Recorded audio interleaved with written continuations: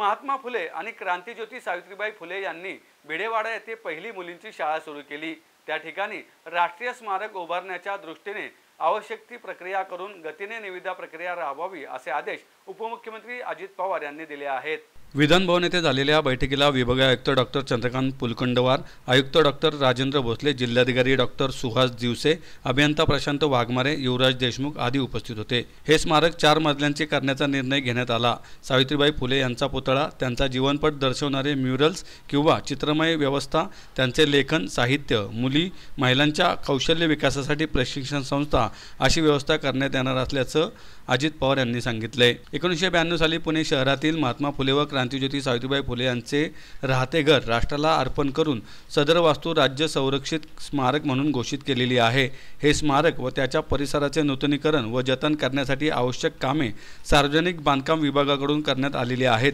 या स्मारकाच्या विस्तारीकरणासाठी जागा मालक आणि भाडेकरू यांना भूसंपादनाची आवश्यक तेवढी रकमेच्या मागणीचा प्रस्ताव शासनाकडे सादर करावा असेही पवार यांनी यावेळी सांगितले।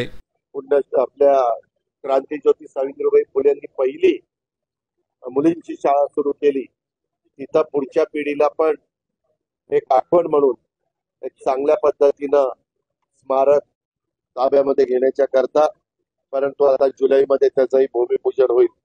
तसंच पुढे तिथं आम्ही शाळा नाही, कारण शाळेला तिथं बाहेर पार्किंग नाही, काही नाही।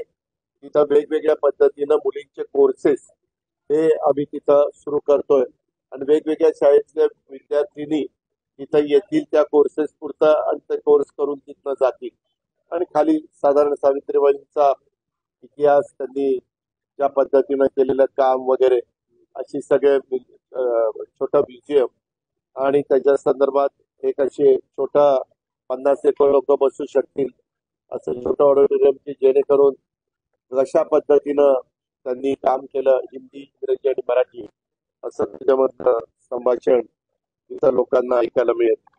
तसंच पुणे शहरातील महात्मा फुले वाडा आणि क्रांतिज्योती सावित्रीबाई फुले स्मारकाचा विस्तार त्याच्याही बद्दलची चर्चा त्या ठिकाणी झाली।